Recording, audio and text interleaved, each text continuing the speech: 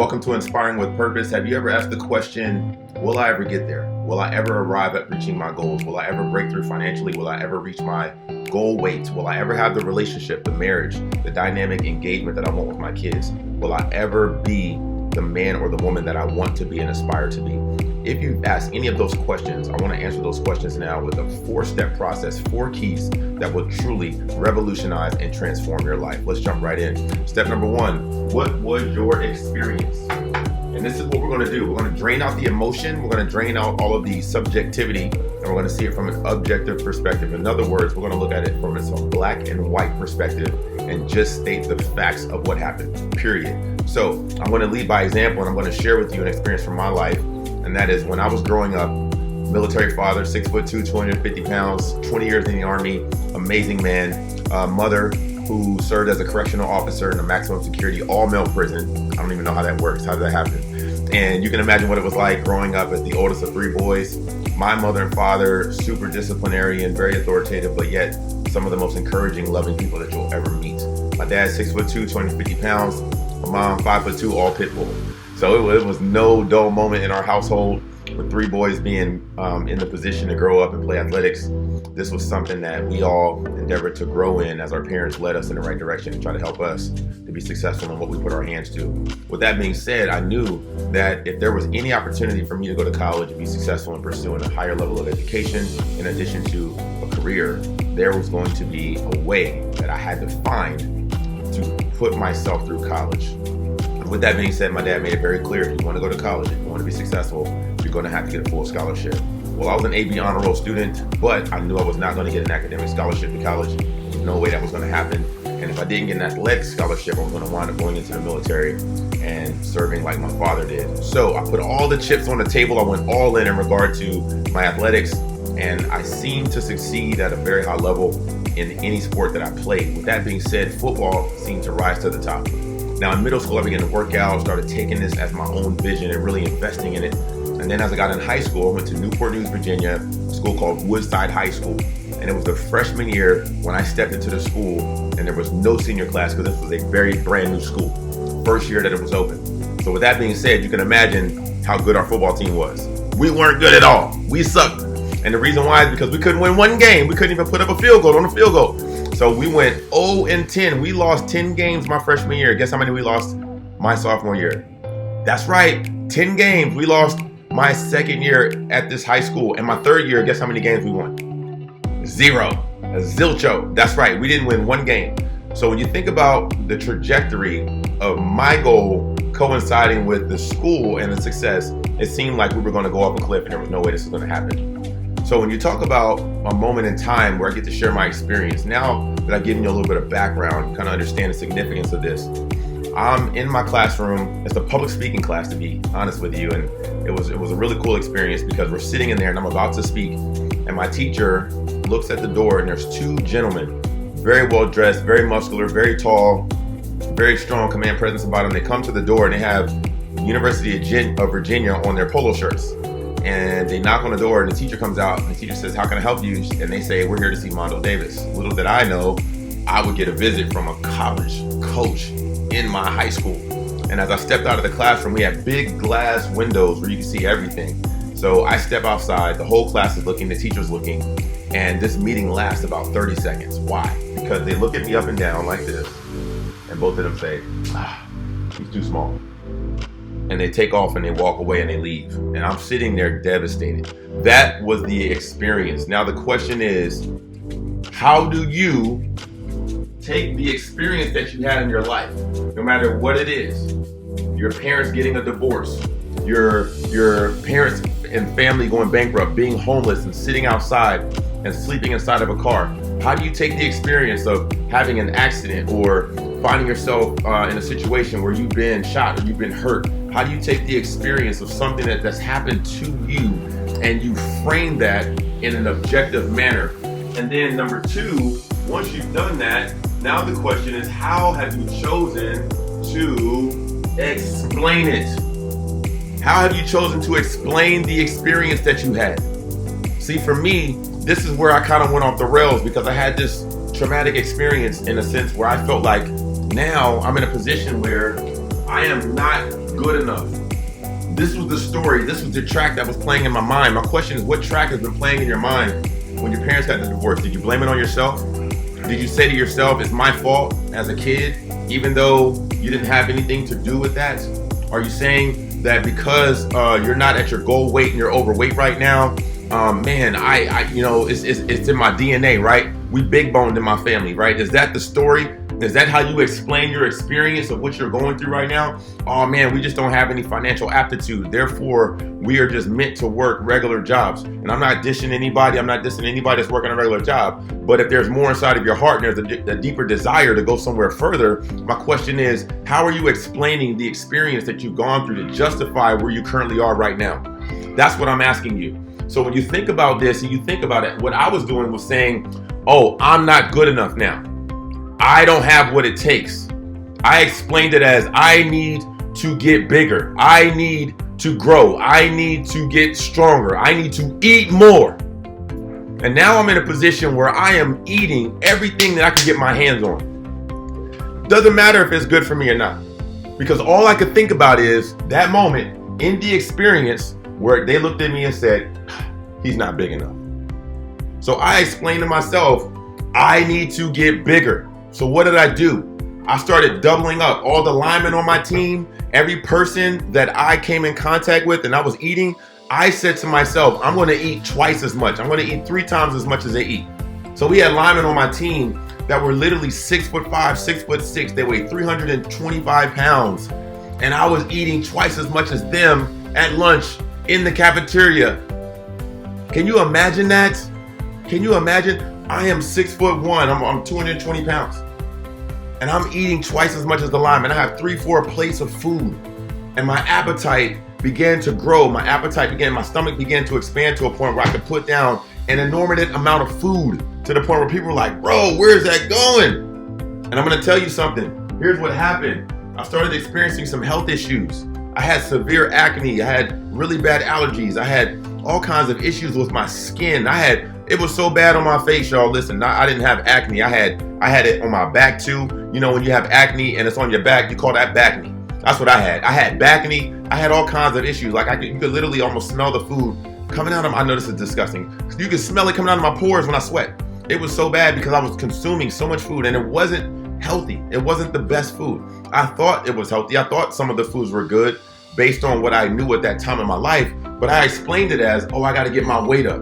I got to get my weight up. So on the outside, I actually did look really good from a muscular perspective.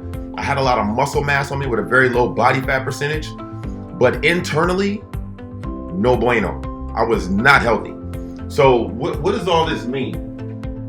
When you have the experience in your life, the divorce that your parents went through, your dad not being there for you, never meeting your father, when you had the experience of the breakup, when your spouse left you alone, or your girlfriend or your boyfriend left you alone, or filing for bankruptcy, or sleeping in your car. When you have the experience, now what is the narrative that you use to justify that experience? What is the narrative that you use to explain that to other people when they ask you about it? Or when that situation comes up, for you to even feel a sense of peace and reconcile your own judgment and your own experience with yourself? What is the narrative that you've chosen to believe so that you can continue to live in a way that would cause you to either sedate and forget about and anesthetize what you've gone through, or just ignore it altogether and act like it doesn't exist, and you try to continue to push forward, but everybody can see that you're limping, whether it's emotional or spiritual damage that's been done to you, and you're not acknowledging it. So therefore, everywhere you show up, you're hurt and you're hurting other people, because hurt people hurt people. But free people. So how do we get to that point of freedom? You think about the experience, you think about how you explain it. Now, the question is, how are you expending your energy? How do you expend your energy? Because when you think about this, what happens is you get to a point where you have the experience, you explain, and now you expend your energy based on how you explain the situation. So your energy level changes, your engagement changes. The neural pathways in your brain have formed a level of automatic energy based on your explanation and the narrative that you've chosen to believe. So what this means is, for example, let me give you an example. If you just gone through a really bad breakup and it's been less than 24 hours, typically what's going to be the normal response? Going to be depressed, right? Probably going to wind up sitting on the couch watching love stories, eating bonbons, and drinking your sorrows away, right? That would be a normal response, is to get down and get depressed. So when you think about that, your experience was a breakup. You explained it as, man, I was done wrong. And then you expend energy to show depression. That's a normal progression in the human experience. So the question is, how do we change this trajectory?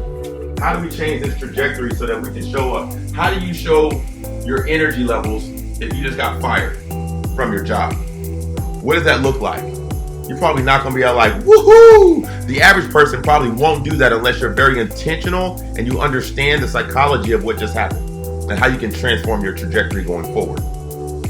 So when we understand that how the experience takes place and how we explain it leads to how we expend our energy, then it leads to knowing that my energy level is not where it needs to be because of the narrative that I've chosen to believe. So my question is, when you think about the narrative that you've chosen to believe, is it possible that you can change the narrative? Come on, somebody. Is it possible that you can see your situation from the other side? When I look at this marker, I see that it says this is a marker and it has it written on here. But if I look on the other side, I can't see what's on the other side of this marker. But if I turn and look at it from the other perspective and see it from the other side, now there's something written on the side that I couldn't originally see. So is it possible that in your situation, you're looking at it from one angle, but there's another narrative on the other side of your circumstance? Is it possible that there's another opportunity waiting for you on the other side of what you've chosen to believe? Is it possible that despite the bankruptcy, despite the financial challenges, that there's a financial breakthrough with your name on it if you change your perspective? Is it possible that despite going through a divorce, is it possible that despite going through a breakup, that there is a person out there who is perfectly made for you, waiting for you to show up and be the man or woman that you've been called to be since you were born? Is it possible that everything you desire, everything that lives on the inside of your heart, everything that you've been wishing and hoping and praying for is on the other side of your perspective? I'm just asking, it's just a question. Because if you choose to embrace this school of thought and give it the opportunity to linger in your mind and linger in your heart and soul, and consider the fact that by looking at your experience, explaining it in a different way, still being truthful, that it will change the way you expend your energy. And because you change the way you expend your energy, it can lead to a different expectation. It can lead to something different that you expect to come out of your situation. So back to my story. I told you what I experienced with the coaches, and I explained to you the scenario of me being not big enough and feeling like I had this actual complex. It was almost like the reverse, because most times as people, we're always trying to focus on how much weight we can lose, trying to lose weight, things like that. But because I was an athlete, it was a different type of scenario because of the ecosystem that I was in, the sphere of influence in my life. And as a linebacker, especially, you're really, really chosen based on your height and weight up front. And if you don't have the metrics, you're not even looked at. So minimum 6 feet tall, minimum 220 pounds. These are the bare minimums, and I was hitting the bare minimums. I'm 6'1", 220 pounds. Most of these guys are 6'2", 6'3". Some are even 6'4". Some of the greats, 245 pounds, 240 pounds, 250 pounds, and they can still run like lightning and hit like thunder. These are some big boys. So for me, I had to overcompensate because I was already undersized and I was already underweight. So when I thought about these things, about the experience, the explanation, how I spend my energy, it changed the expectation. So here's what wound up happening. Instead of going to one of these big 1A schools like University of Virginia, University of Kentucky, Syracuse, I wound up going to a 1AA school, which is one tier below, and I went to the University of Delaware. And at the University of Delaware, they said, yeah, we'll take you on. You're not undersized for us. Little did I know, it's a winning school. And when I realized that I was going to become a part of a winning pedigree, a championship caliber team, a group of people that thought the way I thought, that it would change everything. So at the end of that season, we wound up winning the national championship 40-0. Come on, y'all. The significance of this is so paramount. The reason why is because we were beaten in high school my junior year by Hampton High School, 88-0. So I know how it feels to be on a losing team, even if you're not a loser. And in your circumstance in life right now, you may feel like you're losing. You may feel like you're around other losers because they don't have any aspirations. They don't want to do anything with their life. But I want to tell you to hold on to the vision, hold on to the plan, hold on to what's inside of you, because if that's how you truly feel and if that's how you see yourself, I want to promise you something. Your breakthrough is coming. And if you apply these 4 keys, it will transform your entire life. So when you think about this, I was able to change my expectation, and I was able to find myself in a position to be on a championship caliber team. What happened as a result of that? I'm going to tell you. But before I tell you what happened, let me go back through the experience, because I was able to see that despite what these coaches said, that was just an experience.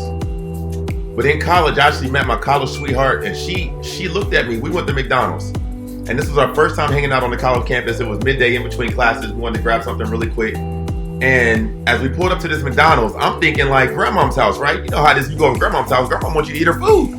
Right? Grandma like, oh, baby, here's another plate. Oh, that's my booby. He eats everything. Look at him. Don't he have a good appetite, y'all? Look at my baby eating so good. He eat real good, don't he? That's how grandma talk, right?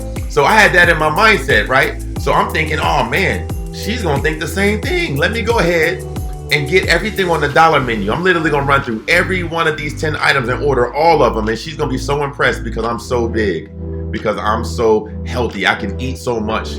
And by the time I got done ordering, and I looked back at her in the passenger seat, her face was like this. Ew, you gonna eat all that? And I thought to myself for the first time, what's wrong? Literally no idea, completely oblivious. And little did I know, with her getting her degree in exercise and sports science, also having a background as a registered nurse, being a registered nutritionist, doing dietetics, that she would begin to expose me to a different way of seeing this. She would begin to expose me to a way that is not me looking at it from this angle, but seeing it from another angle. And because of that experience at McDonald's, I realized that I could change the way I explain the situation to say I don't need to eat this garbage to try to maintain a size that's not even realistic. I can expend my energy in a way that allows me to find healthy foods that are going to be good for me, not only externally, but internally. I could find a way to expect to live a long, healthy, vibrant, rejuvenated, revitalized life, so I'm around for my great grandkids and I'm not some old bag that just played football and got so banged up that I can't even bend over and tie my own shoes. And I'm not saying anything against anybody that's in that situation, but I know for me there was an expectation to be able to be energetic and be able to run out and chase my great grandkids around. I want to be able to race my kids and have a fun time living a life filled with vigor and energy. And this experience, counterintuitive to the other experience that I had, allowed me to see it from a different angle. So my question to you is, what experience did you have that you can see from a different perspective? How can you change the narrative on how you explain that? If you lost your job and got fired, maybe it's, you know what, man, they did me wrong. I can't believe they fired me like this. I've been there. I've been in that situation. And guess what? Every time I said, man, thank God I'm no longer at that job. Because if it wasn't for that moment, I would not be where I'm at today. We wouldn't have our own company. We wouldn't be able to influence people. I've been to 40 countries around the world. And thank God, because if I didn't go through the transitions that I went through, then I wouldn't have been in position to do that. So how is it that you can see your scenario and the experience that you've gone through and explain it from a different perspective so that you're able to say, thank God for that experience. It hurt. It was horrible. It was wrong. But Romans 8:28 says that all things work together for those who love God and are called according to his purpose. So even though that situation happened and it was horrible, where was God in that circumstance? And how can you see it from a perspective where you can say, you know what, Lord, even though it was hard, I thank you for it because here's what it produced in me. And that's what James chapter 1, verses 2, 3, 4, and 2, 3, 4, and 5 talk about. And that is thanking God, rejoicing when you experience trials of many kinds, because those trials produce perseverance, and that perseverance produces a good work. It produces the character that we need to get to the place where our gifting is going to take us, but then subsequently our character can keep us. So we want to be in position to understand that even though these situations are hard, we can do hard things. We can go through the experience, we can explain it with the right perspective, and then it changes the way we expend our energy. What's the difference between somebody's like, man, I got done wrong, I can't believe that, I can't believe they fired me from that job, and the way that they act for the next year, versus someone who's like, thank God I'm no longer with that company. Thank God I'm in a new situation where I'm actually free. I can spread my wings. I can go do the things that's been in my heart for so many years. I can go forth and I can birth this business. I can birth this ministry. I can go forth and start this nonprofit. I can write the book that's been sitting inside of my brain for the last 10 years. I can go forth and do the things. I can have more time with my kids now. I can actually spend time with my wife, with my husband. How can you change the narrative so that you're excited about how you can expend your energy? And then last but not least, what is the very thing that you can expect as a result of that? Let me get back to my story to close this out. For me, after going to the University of Delaware, winning the national championship, the next year we came back, my senior year, and we won the conference championship. So we won 2 championships. And that opened up the door.